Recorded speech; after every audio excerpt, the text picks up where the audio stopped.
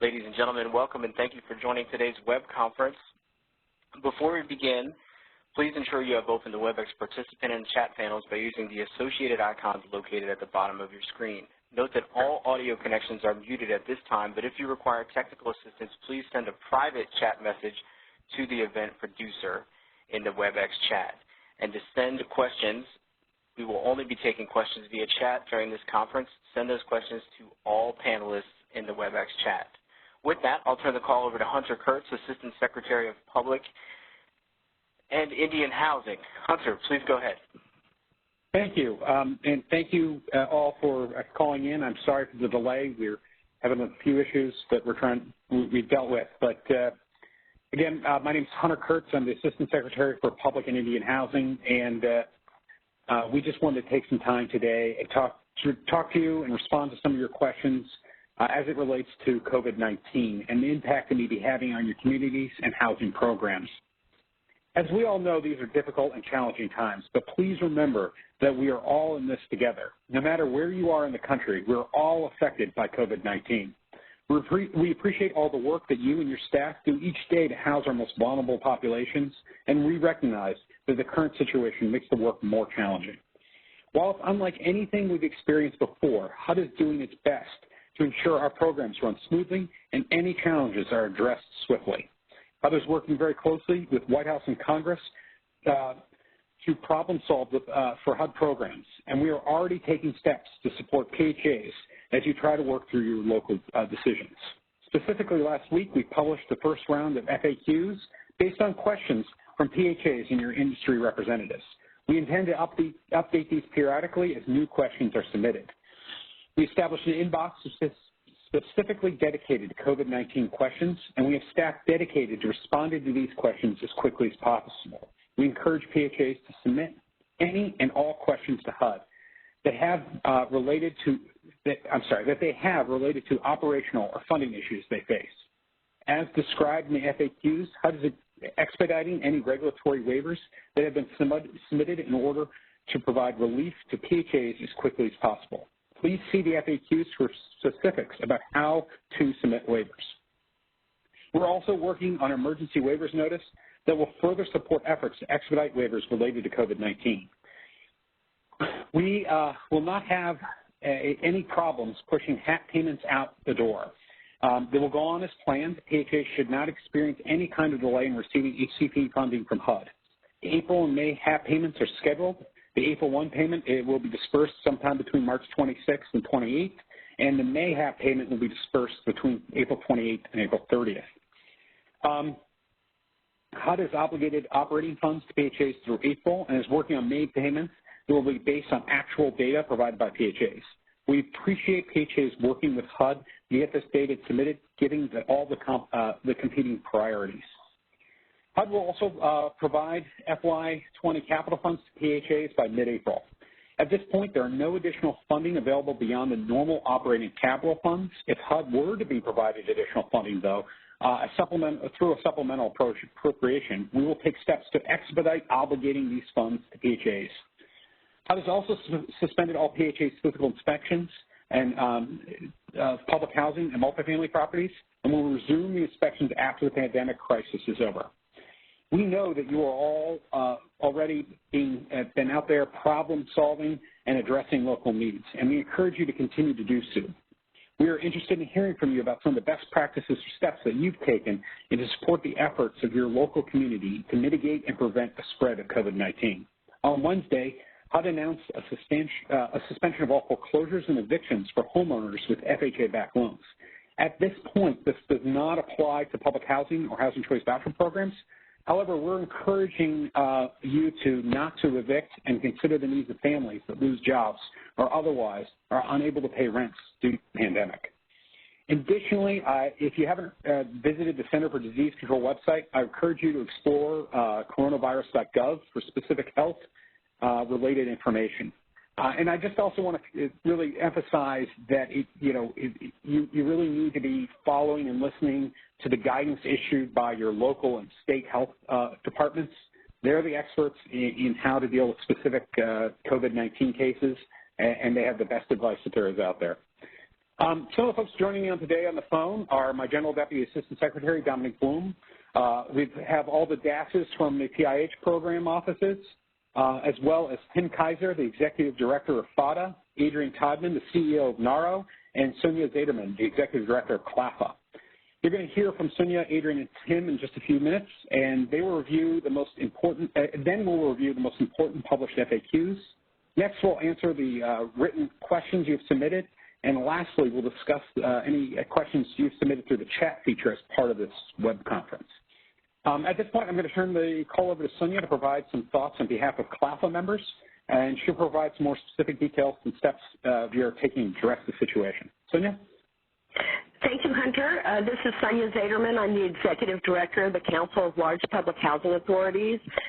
First, I want to recognize all of the housing authorities on the line and those who will hear this recording later, that we have, you have our utmost respect and support here in Washington, and we see you as frontline responders in this crisis that we're dealing with, and we appreciate your dedication and your work. I'd also like to thank Hunter Kurtz and his staff and HUD for the steps they have taken initially, and of course there'll be much more work to do, but appreciate them reaching out to the industry groups and to housing authorities. I just want to identify three of our priorities. Currently, the first is supporting members in the field, both through standing calls, through our dedicated web page. I know all of the groups are doing this. Adrian and Tim and I have known each other for a long time, and we know quite well how to work closely together and effectively. But the first priority is supporting our members in the field, particularly through peer-to-peer contact and understanding and absorbing best practices as they're being tested in the field. The second is to secure a blanket waiver approach, so we are not dealing with the avalanche of waivers on a retail basis, and I know HUD is putting in systems to expedite. This situation clearly calls for blanket waivers, both on the regulation side and the statute side. We are working to persuade or try to persuade Congress that this has to be enacted, as well as the third priority is supplemental funding. We've currently called for $8.5 billion. Those numbers are a moving target, of course. We need to make up for the loss of rents we think are going to be very dramatic in public housing because many wage earners are low-income wage earners. We know that there are huge mitigation costs currently in terms of cleaning and other protocols in place, the need for more preparedness, and, of course, the cost of emergency staff as we're seeing increases absenteeism at housing authorities. So this is, these are where our priorities are. We'll be working together on trying to effectuate this. I will just leave with this thought, and that is we must make clear to Congress that housing authorities are an emergency state and need support. The Senate today is deliberating on a third stimulus bill. The Republican version that's been introduced does not have any housing provisions in it. There will be a back and forth. Mr. McConnell has asked for the bill to be concluded by the end of the day. I'm not sure that will happen, but I'll just leave with this note that I strongly urge everyone on the call to contact their Senate offices and make clear that public housing supplemental funding is absolutely critical. With that note, I'll turn it over to Adrian. Thanks. Good afternoon, everyone. On behalf of the entire NARO DC-based team and President Sunny Shah in Idaho and the entire NARO leadership, we're sending you our best wishes with hopes that you are staying calm and healthy during this very turbulent time. I, too, would like to thank the Assistant Secretary and his team for not just putting out the PIH notice last week, but also inviting the industry to this call and being very active in reaching out to us to see what our members and really the industry are coping with right now. NARO, we've been communicating nonstop with our leadership in terms of making sure that we're providing the resources and advocacy that we need for you. And we've also been communicating with you nonstop. To all of our members, we've been sending you survey questions. We've had a couple of webinars now to really gauge what's happening and also to provide information to you and to provide an opportunity to have peer-to-peer contact, which I know is so crucial right now because we're in uncharted waters. And I have to thank you all who've participated in that. I encourage you to visit our website at NARA.org and go to our coronavirus page to see more information we have there and certainly the webinars that we've had. We are certainly in a crisis. And every crisis, sadly, is also an opportunity to learn. And I know that many of you are flexing new muscles and learning new things about your operations and systems that you never thought you had to think about before. But now here you are. And so know that NARA, CLAFA, and FADA are here for you as your industry groups as you go down that journey. And I know in conversations with PIH, they will be helpful as well. You know, even a pandemic cannot stop the work that you do. And there is lots of work to do. And what we are hoping that HUD and Congress will focus on is the work that impacts people and not paper. One example is my good friend, Rob Fredericks, who is the CEO of the Housing Authority of the City of Santa Barbara, who is telling me, you know, in light of the California shelter in place, the most critical things for him right now are making sure that landlords get paid, that interim recertifications get done, particularly to reduce rent, and new move-ins occur, and also to make sure that his team is being paid, all critical things. And those are the things that folks like Mr. Fredericks should be focused on, not ancillary items that don't get to the full matter of the work. And I know that we will all be advocating to that end. We are, too, working with PIH and HUD to make sure that there's flexibilities that are provided to you. We're also working with congressional staff and members on the stimulus package. We have looked at we don't think that this is a short-term event. We've looked at what a 6-month experience like this will be for you, and we are asking for upwards of $20 billion so that you are not able to do all of the work that Sonia just alluded to, but also that you are able to just be responsive in real time for months to come. There are so many people that we think are being impacted this who are not clients of yours who are unsubsidized, and we're looking out for them too. We've also asked Congress to make sure that there's some type of housing assistance that is available for not just renters, but people who or mortgage come April 1 and May 1. We're looking out for those folks as well, particularly people in the service sector who really are desperate right now. I'd like to, again, thank Hunter for this opportunity, and we look forward to hearing the rest of this presentation. And thank you all for the very amazing work you do. Stay blessed. Tim? Hi, this is Tim Kaiser with FADA. I want to echo my colleagues from CLAFA and NARA, their words, commending the dedication of you housing professionals that are struggling out there and at the ground level. You're a dedicated lot, and we know you'll do a tremendous job. Sonia Zaderman made the point that the three of us, have known each other for years, and I can assure you we're going to work on behalf of every housing authority in the country to represent your needs in Washington, D.C. And, of course, we're going to work with Secretary Carson, Hunter Kurtz, and the dedicated HUD staff. I would characterize the current situation as a perfect storm, certainly across many industries and of course, in ours.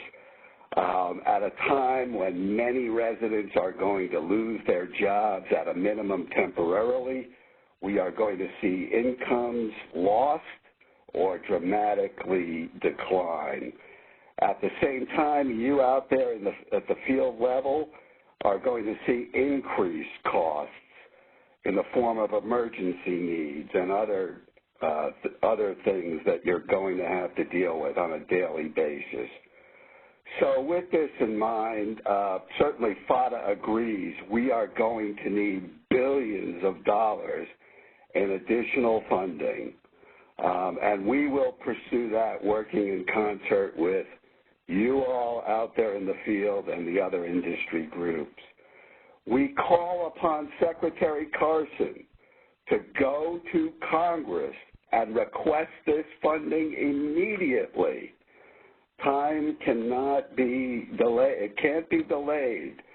People are losing their livelihoods, and we're very concerned about not just the residents, but the ability of PHAs to survive in this climate. So we call upon HUD to do that immediately.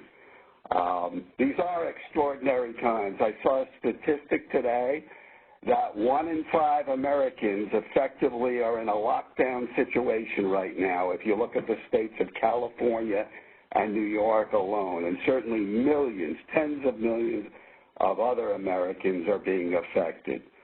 So I echo the comments that Adrian just made.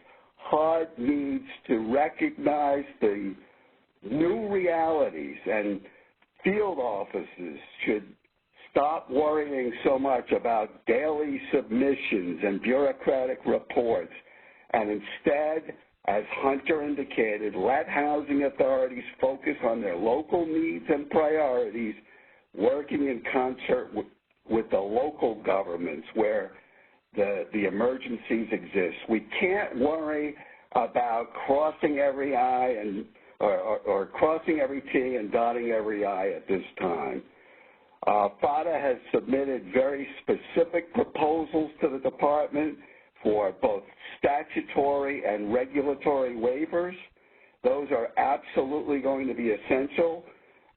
We want to hear from members with additional ideas, and we're going to vigorously pursue those. We need more fungibility across accounts, the operating capital, voucher programs. We need hold harmless provisions.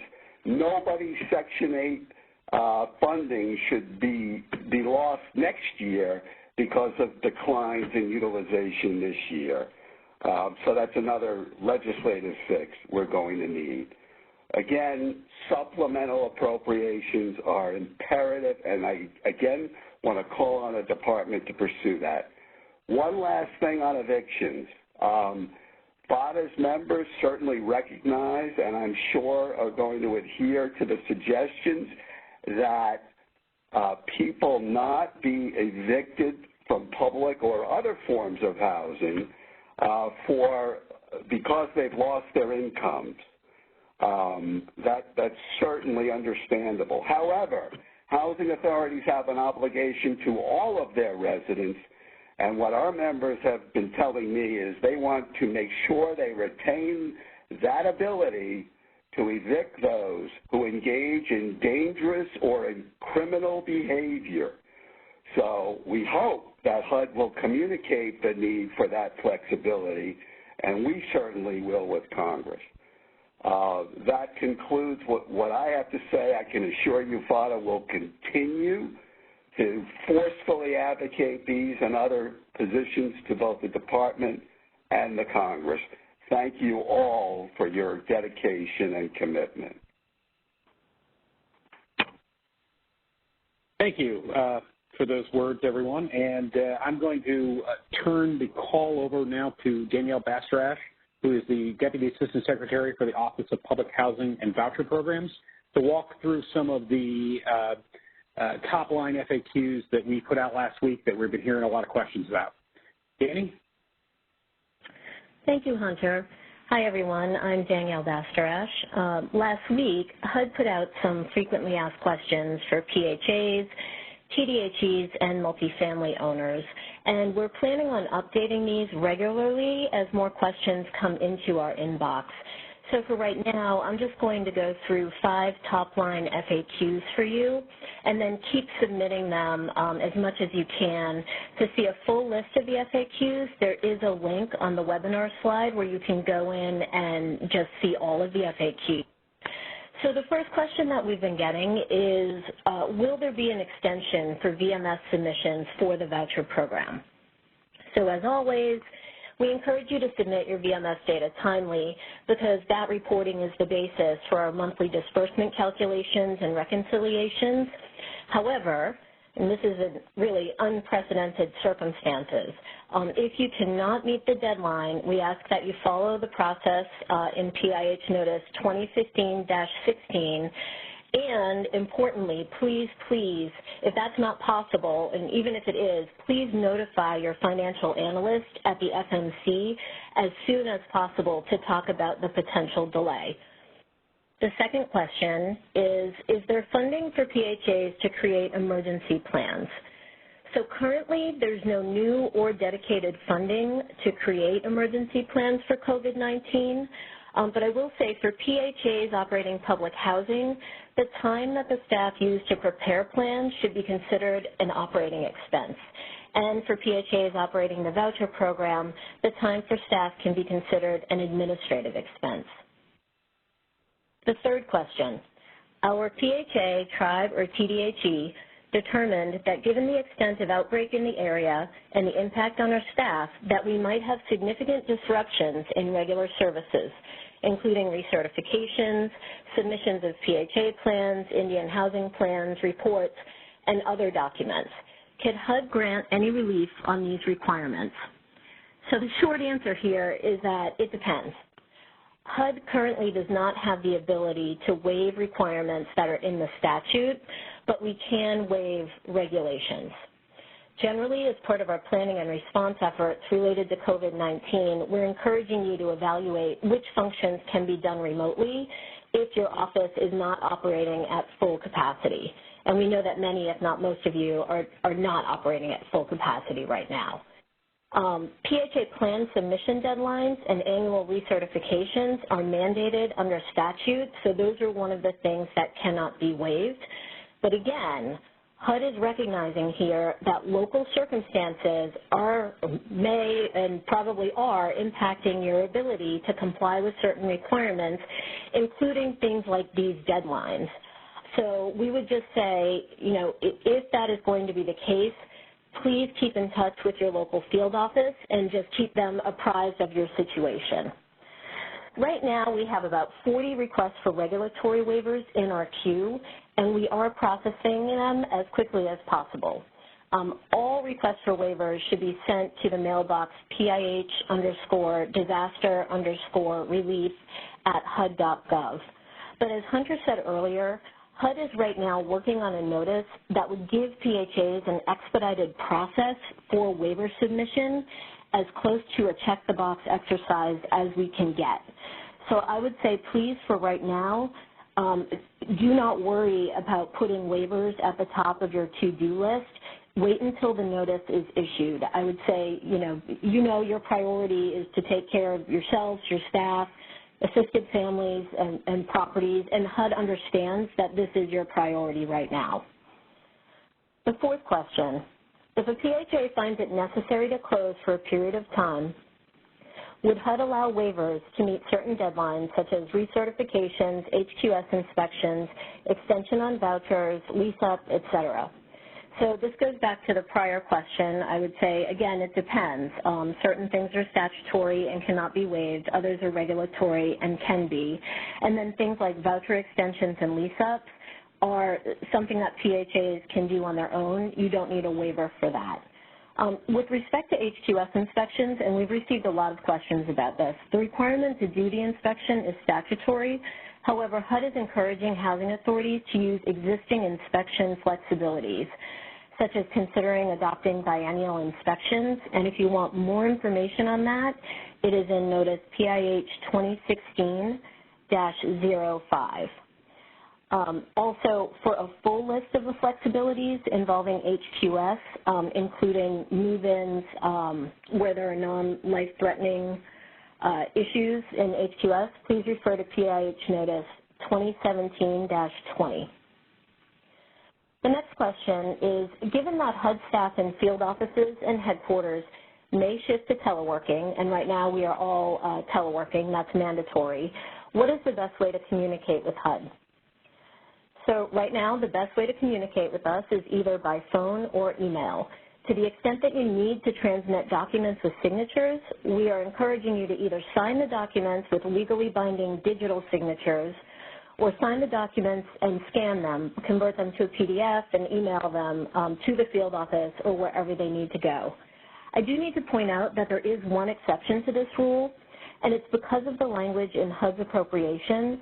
HUD cannot now accept Capital Fund Annual Contributions Contract, the ACC amendments, with digital signatures, but it can accept scanned Capital Fund ACC amendments with written signatures in lieu of receiving hard copy signed ACC amendments in the mail. And we can answer more questions if people have more questions about that later on this call. And then a next question is, it seems like these are more than 7. What activities and purchases can be supported with capital funds? So housing authorities can use capital funds to cover the cost of capital expenditures that are designed to improve the safety of residents, such as improved ventilation systems, high-grade filters, portable air filtration equipment, and or humidifiers. CAP funds can also be used to pay for the necessary equipment to protect people engaged in modernization activities. And this includes paying for transportation costs of people that are engaged in modernization activities if transportation is disrupted by COVID-19. So, for example, because public transportation is suspended. PHAs can also use CAP funds as management improvements to cover costs such as emergency planning, public health training, IT equipment and upgrades to allow for remote public meetings or telework by PHA staff, and also sanitation equipment for common areas. Just as a reminder, all PHAs may transfer up to 20% of a capital fund grant to be used for costs that are eligible under the operating fund program. Further, PHAs with fewer than 250 units that aren't troubled and have no significant mod needs or debt service payments may transfer up to 100% of a CAP fund grant to fund items eligible under the operating fund program. And the last question is, what activities and purchases can be supported with voucher administrative funds? Housing authorities can use admin fees and admin fee reserves to cover Housing Choice Voucher, which also includes project-based voucher, staff labor hours for planning and response to COVID-19. It can also be used for cleaning supplies for the office, such as disinfectants and sanitizers, and it can be used to pay for the cost to transport staff to perform essential functions. The funds can be used to cover costs to upgrade equipment or technology to facilitate electronic communication, and also to reduce reliance on in-person meetings and transactions. Again, this is really an unprecedented situation for all of us. All of HUD right now is teleworking, and we are available to assist you. I want to thank you again for everyone's dedication to the mission, and I'm going to turn it over now to Dominique Blum, General Deputy Assistant Secretary of Public and Indian Housing. Thanks so much, Danielle. Thanks, everyone, for joining us. I'm going to review questions that we received in advance from you, for which we already have answers. For additional questions that you've received, we will create answers for those and then post another set of frequently asked questions to our website. At this point, we received approximately another 50 unique questions from you as a result of the email invitation to join this call. I'm going to go through the most frequent ones that you submitted. So first, your question was, can PHAs extend voucher search times for families? The answer is yes. Regulations only require a minimum search time of 60 days. PHAs can adopt policies for longer search times without HUD approval or waivers. The next question, will HUD extend deadlines for competitive grants? The answer is HUD is reviewing all open and upcoming competitive grants, and we will issue further guidance on this. But at this time, PIH does not have any open competitions for which applications are due. Next, will HUD adjust CMAP scoring for the HCV program for agencies that must cancel or delay HQS inspections? At this point, HUD will be accepting regulatory waivers to allow CMAP scores to be applied from previous years. PHA should wait to submit such a request for a waiver until HUD has published an emergency notice granting relief from regulatory and/or administrative requirements, because the new process will be substantially streamlined from the process that we have today. Next question. Does HUD require that interim reexaminations be completed within a specific time frame? The answer is that regulations at 24 CFR 982.516 do not require PHAs to conduct interim reexaminations except for those that are requested by the family. The regulations also do not require PHAs to complete interims within a specific time frame. Instead, the regulation requires completion within a reasonable time frame. So PHAs should be planning now for alternate procedures for these processes. Some options include electronic transmission of funds, online conference calls, or secure collection boxes for payments. As a reminder, HUD doesn't require in-person meetings for income certifications or recertifications. Those are the most commonly asked questions that we have received to date. The additional questions that we have received, we will publish it to our website at www.hud.gov/coronavirus. And now we'd like to hear from you via the chat feature as part of this web conference. We've already received some questions. The first question is with regard to income verifications. And Danielle, I'm going to ask you to answer this question. Question is, can PHAs use income verifications beyond 60 days old? Dominique, will you go ahead and address one question first that a lot of people have been sending, and that's where will they find a copy of this recording?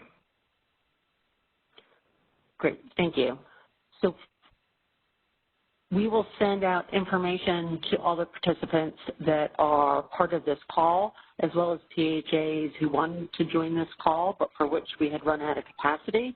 We will send the the audio recording to all PHAs in an email that you will be receiving later today or on Monday. That audio recording will be available for a week.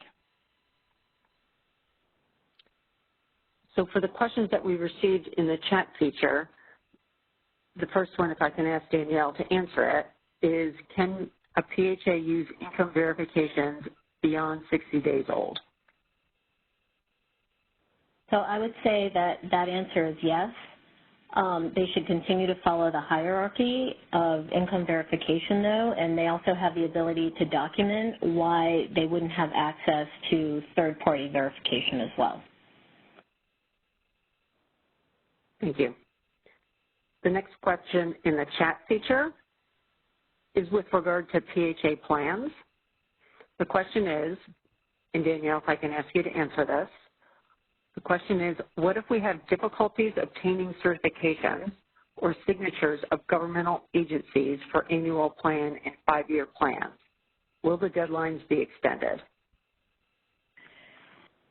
I would say as of this point, we don't have the ability to waive statutory deadlines. However, if that is the situation that you're facing, what we would tell you to do is to call your local field office and just explain the situation. HUD is not going to come behind and ding you because, you weren't able to meet this deadline due to COVID-19. So please just make sure that you keep in touch with your local field office so that they are aware of what's happening. Next question, and Danielle, I think this will be going to you as well, is with regard to the Housing Choice Voucher Program. Question is, if an owner or management company are not doing any annual inspection repairs due to COVID-19, can we still pay HAT payments on failed inspections? So, I would say in that situation, if it is a verified fail, I would say use your best discretion on this right now, and what we'll do is take that question back, and we'll do an FAQ on it for the next round. Next question, and this too, Danielle, has to do with HAP payments. The question is, what happens if at the state level all businesses are closed for 2 weeks and we cannot get into the office to submit HAP payments to landlords and utility reimbursement payments to voucher holders? So I would say for this one, please let your financial analyst at the FMC know right away, in addition to your field office, if you cannot make HAP payments to owners. Maybe we can work out some sort of strategy where there's a notification to owners so that they understand this is happening and why this is happening. And I want to reiterate, just like for the prior question, a lot of this is just going to be using your best judgment and your best discretion given what is going on right now and your local circumstances. I would say for this one, though, it's really important that HUD be notified if there will not be a HAP payment going out for all owners on your voucher program. The next question, and I will answer this one, is with regard to maintenance staff repairing units. The question is, maintenance staff is refusing to enter units due to uncertainties around the virus. How should PHA management proceed with this dilemma? So my first advice is that we need to be mindful that we need to protect our employees as well as the residents that we serve. Housing authorities should be using their best judgment on how to access units. And at this point, my advice would be that only emergency repairs and critical repairs would be done at this time, and to follow CDC guidance with regard to protection of employees. Next question, which is also health related, is in high-rise buildings, how do we enforce social distancing efforts? So again, we would refer you to the CDC guidance. There is guidance on the CDC's website with regard to multifamily properties. And at this point, I think it's incumbent upon all of us that we exercise social distancing to reduce the spread of COVID-19. The next question is on HQS inspections. And Danny, if I can ask you to answer this question.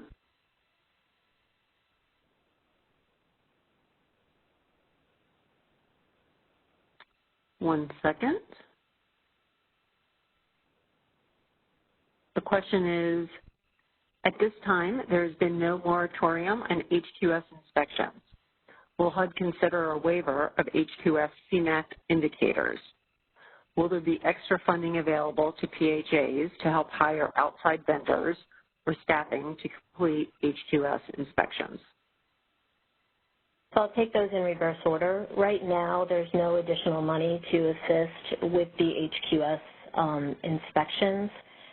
And Don, what was the first question again? Sure. The first question is, will HUD consider a waiver of HQS CMAQ indicators? Yep. So I think at this point, due to just sort of the extensive programmatic impacts of what's happening, I think that HUD is going to have to consider whether the regulatory waivers that we grant would apply to CMAP in total or in part. I think that's one of the things that we're going to have to do in the upcoming months is to figure out whether CMAP in its entirety should be waived or suspended for the year and how that looks. And again, because CMAP is regulatory, HUD could do that. FOS, however, is not. It's a little bit different. But I do think for CMAP, that is one of the things we will have to look at closely and not just for HQS. The next question, I will answer it, and then Danielle, if you can provide any additional information. The question is, what assurances do we have to avoid evictions for HCV program participants when they are housed with private landlords? The department is encouraging housing authorities as well as private landlords to avoid evictions for reasons of COVID-19. So as a housing authority, we would ask you to work with landlords to encourage them to continue to house residents that are receiving Housing Choice Voucher assistance. The next part of that question is, how can HCV program participants get income changes to PHAs when PHAs are closed for physical visits and a large percentage of participants have no access to the internet or a computer or lack technical skills to download packets for the PHA's website? So as I mentioned earlier, we're encouraging housing authorities to create alternate ways of communicating and receiving information from residents. Some residents that still have the ability to use the internet can use that vehicle for communication. Also, phone calls to be used to continue to communicate with residents with regard to income changes. Danielle, anything else to add to that? Yep, I think I would just reiterate everything that you said and add that, during this time, PHA might want to adopt a self-certification process over the phone just in the interim. We will do an FAQ on that, which talks about maybe some flexibilities or alternatives or other types of technology. As it relates to the eviction question, I think that we are strongly discouraging evictions during this time, and that would also apply to terminations of assistance from the voucher program, which PHAs would make the decision typically to do this or not. I think HUD right now is strongly discouraged simply because terminations of assistance and voucher assistance can often lead to homelessness or doubled up, overcrowding kind of situations, things that everybody is trying to avoid right now. Thanks, Danielle. The next question is with regard to loss of income for the Housing Choice Voucher Program. Question is, how should we handle loss of income due to COVID-19 and unemployment income for the Housing Choice Voucher Program? So I would answer that question first, and then I'll turn it over to Danielle. As you've heard from the leaders of the industry group, we are hopeful that there will be supplemental funding that is provided to housing authorities that would be able to address the loss of income as a result of residents no longer being employed or as employed as they have been. That supplemental would make up the difference of rental payments that housing authorities now receive.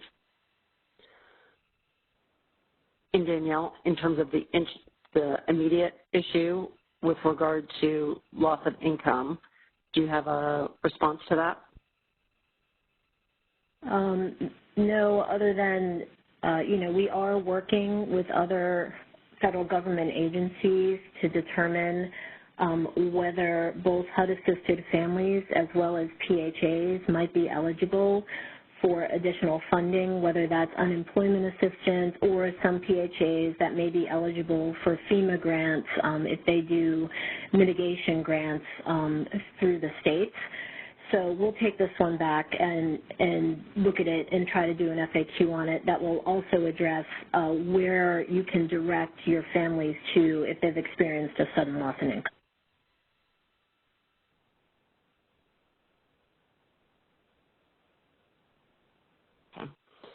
The next question is, why has HUD suspended public housing inspections and not HQS inspections? So I'll start the answer to that. The answer is that HUD has the ability to suspend the inspections that we have with our contracted inspectors as well as HUD inspectors that is within our authority to do so. Today, it is statutorily required to have housing quality standard inspections for the voucher program. But as Danielle has mentioned earlier, we ask you to invoke the flexibilities, going to 2-year inspections and other flexibilities so that you can minimize the inspections. if Congress is able to provide us with additional authority, this is certainly relief that we would be providing to housing authorities with regard to inspections for the Housing Choice Voucher Program. Danielle, anything more to say? No, I think you covered it. Great. The next question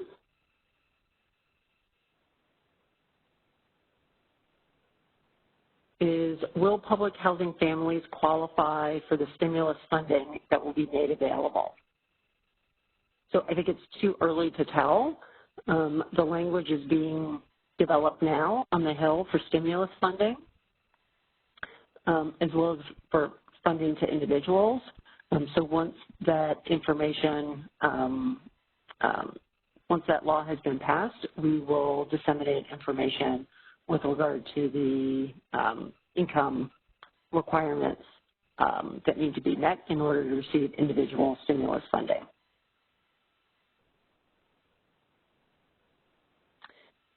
There's a question regarding health. The question is, if a resident in a high-rise building tests positive for COVID-19, how do we quarantine the entire building and allow no outsiders in or insiders out?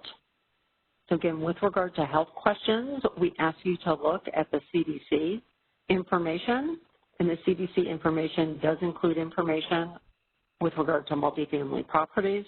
We also ask you to follow the advice of your local and state health officials.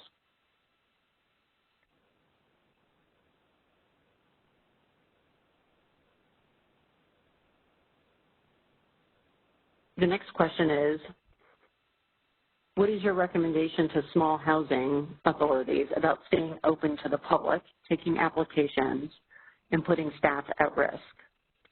Okay, I think to answer that question, each housing authority needs to exercise their best judgment given the conditions that are on the ground with regard to how they continue to operate and what services they may need to modify, taking into account the mission that we are all here to serve low-income residents.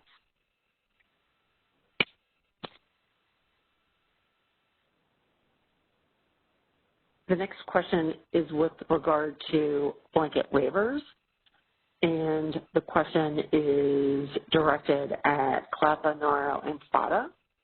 So perhaps Tim, Sonia, or Adrian would like to answer this question. The question is, what are the blanket waivers that either CLAPA, NARO, or FADA have submitted on our behalf? This is Tim Kaiser. I can start that conversation. I mean, I think some of it is statutory, some of it's regulatory. One of them was mentioned before, HQS inspections. Those can't be done at many communities, so there ought to be a waiver. It's just common sense. Recertification, certainly. CMAP and FAS, HUD should just waive those, the whole regulation, not parts. The whole regulation. These are extraordinary times that require extraordinary measures. So, I mean, I think it's good that the department is thinking about waiving parts of regs, but we would encourage you to waive entire regs. So there's a whole series of other things, annual plan requirements. I'll turn it over to Adrian. Sonia, you want to? Yeah, thanks, Tim. I think at NARO, we echo what Tim just said in terms of recertifications and inspections. We know that that's a pain point for so many of you right now. We've also included in the list something like community service for public housing residents, something that many folks may not think of, but, 10 months from now, there might be folks who forgot that there was a pandemic. So we want to make sure that our residents are being taken care of also. And we're also very focused on the funding needs that you will have and working with Hunter on the statutory authority that he believes that he needs. And to that end, we are looking to you to also help with that advocacy. I would encourage all of you to go to the NARO website, to our Action Center, and make sure that Congress hears you need this funding and you need this blanket waivers right now as they're looking at the stimulus package. Thank you. Sonia? Yes, I just want to emphasize that the web of regulations and statutes are very complicated, and as you heard from the HUD staff, some things they can waive. There are two issues. Some things they can waive because they're not required in statute, but they cannot, we understand, and maybe they can clarify this, that the Office of General Counsel has said that they cannot do blanket waivers, meaning anybody who is in this situation automatically gets a waiver because you meet the criteria. The expedited process, at least my understanding that HUD is describing, means each individual must, a housing authority must submit a waiver, and they're going to try to expedite that internally through their process. What we are looking for is for the ability to HUD to say anybody in this situation, if you meet the criteria, you are waived. And I strongly agree with my colleagues that it cannot be pieces because they're very much intertwined. Then we have the issue where Congress requires an H-2S inspection for Section 8. Only they can give the authority to the Secretary to waive those requirements that are in law. So one, we do have a list as well on our the letters we sent to Congress and Secretary Carson on our website, claffa.org. We would encourage you to let us know other issues that we're missing. The other aspect is many of you are going through development or RAD transactions. There are a whole set of issues around both the tax credit issues for those developments and putting developments in place, and also lease-up and eligibility and things of that nature. The more we know, the more they are, and I would strongly urge our HUD to consider, and it seems that they're doing that, but the blanket waivers are going to really, I think, expedite all of the rash of waivers as housing authorities come to understand that these are regulation and routine monitoring is an obstacle to their first line of response to their and I'm sorry, I'll just conclude on this point. We do have interest both on the from the appropriators and the authorizers around this, and so again, whatever you can express to your congressional delegations about what's happening, whether they're asking you or not, I strongly urge you to try to communicate with them what you're dealing on the front lines. Thank you.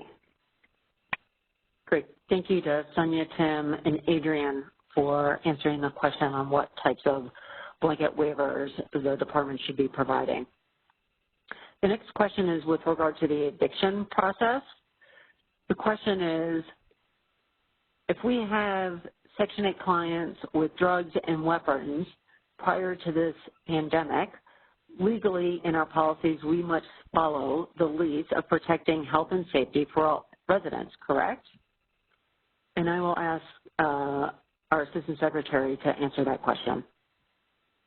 Thank you, Dominique. Yeah, we are only, when we're talking about halting evictions and encouraging you to halt evictions, we're talking about situations related to coronavirus, whether it be people's loss of income or, there's probably a host of other things that I can't think of right now that are probably going to occur that are related because of situations related to coronavirus.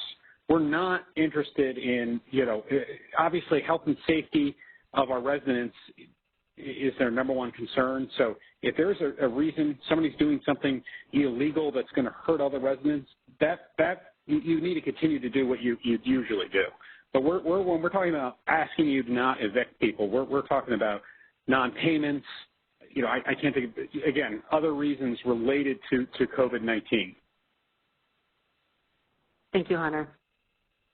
The next question is with regard to the capital fund, and I'll ask Bob Mulderig to answer that question.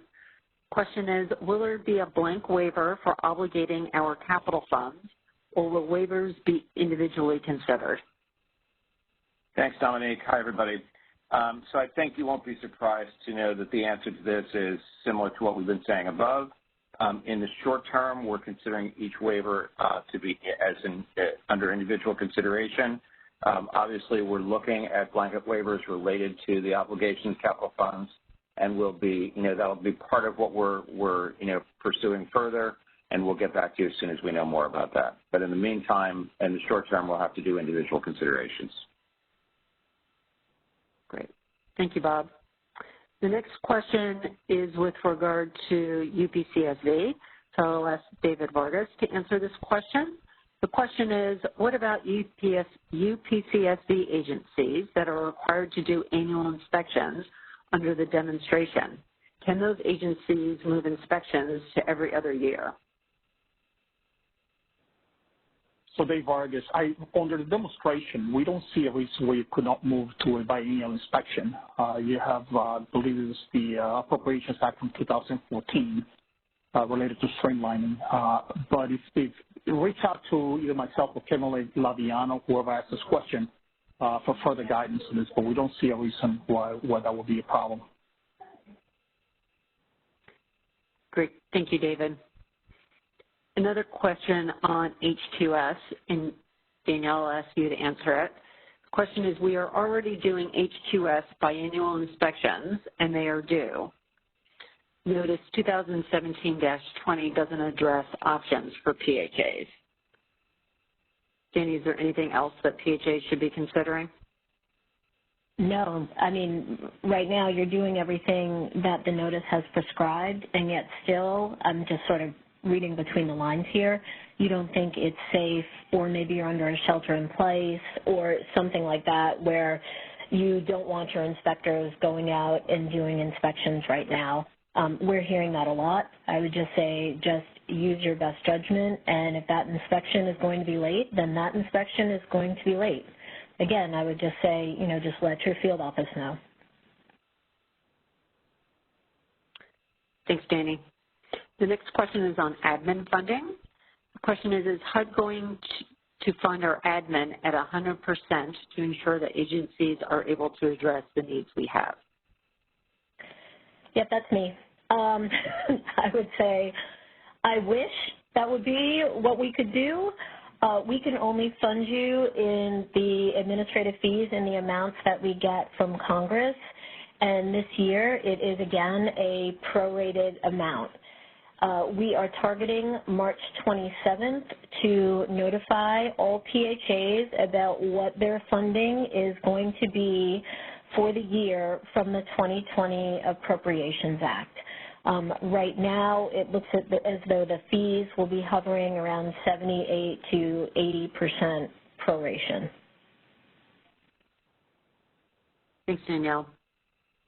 The next question is, when will the new PHA waiver notice be published? So I'll answer that question. So it depends.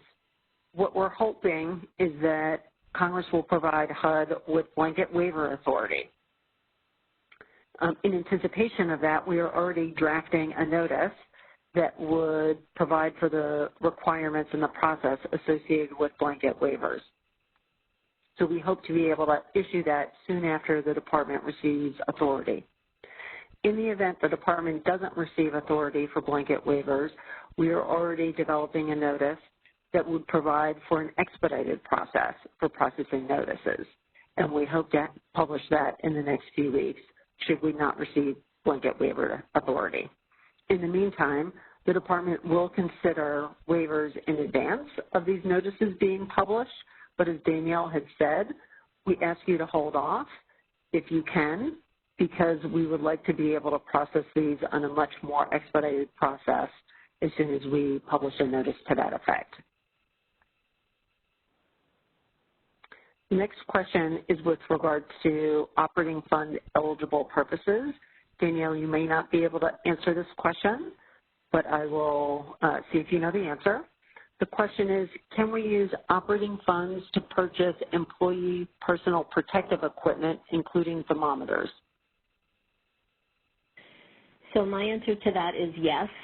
And for the next round of FAQs, we'll be doing just a detailed list, kind of like what I did for capital funds today. We'll do a list of operating funds and eligible expenses. So if people do have questions about certain things that are eligible or not, please submit them again to the email. Great. Thanks, Danielle.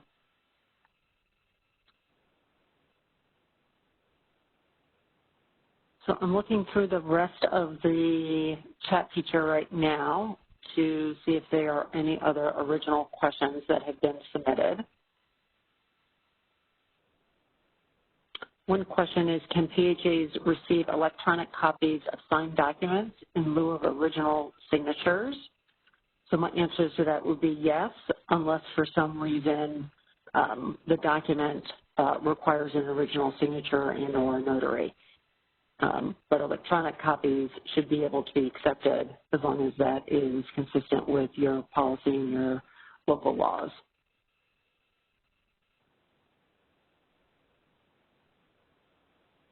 And again, I'm looking through the questions.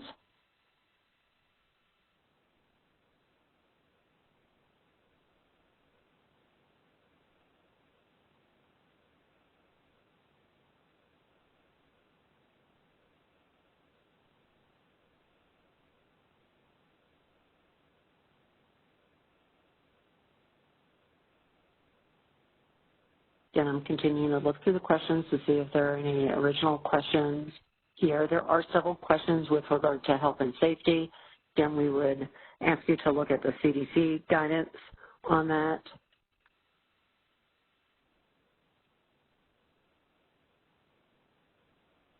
Dominique, this is David. There are multiple questions dealing with our ability to continue to pay maintenance personnel. You know, if they go in for emergencies or whatever the case may be, maybe that's something that we can address.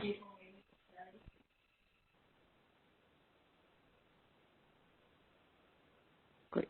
So if anyone on the phone as part of the speakers has a response to that, feel free to respond. Otherwise, I think we will put together a written FAQ on that.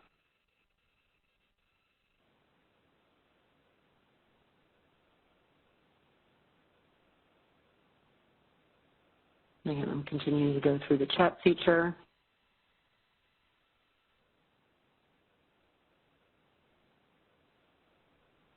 One question is regarding RAD, and I will answer the question and then turn it over to Danielle. Is HUD considering providing funds or higher HAP to PIH projects that have converted RAD under PBRA multifamily? So I would say as part of the pandemic for COVID-19, the department is not proposing to provide and doesn't have the ability to provide additional funding for RAD projects.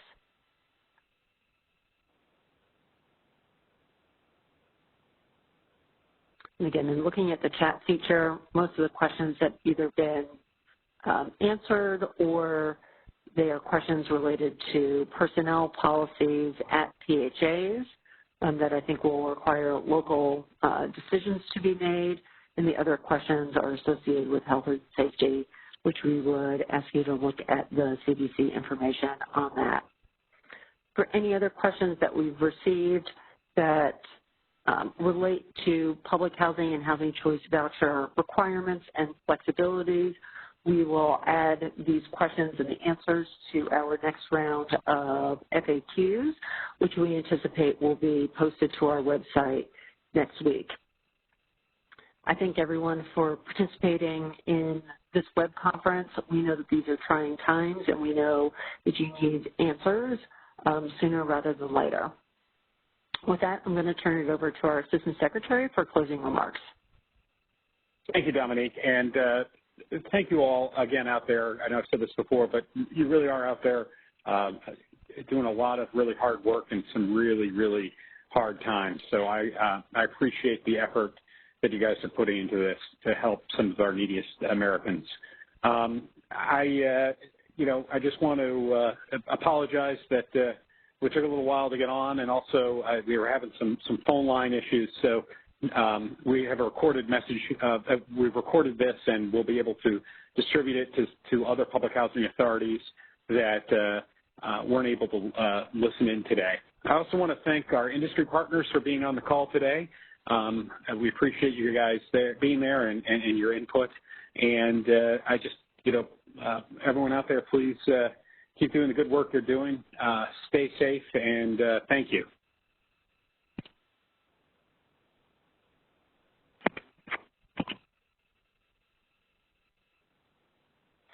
Ladies and gentlemen, that concludes our conference. Thank you for using Event Services. You may now disconnect.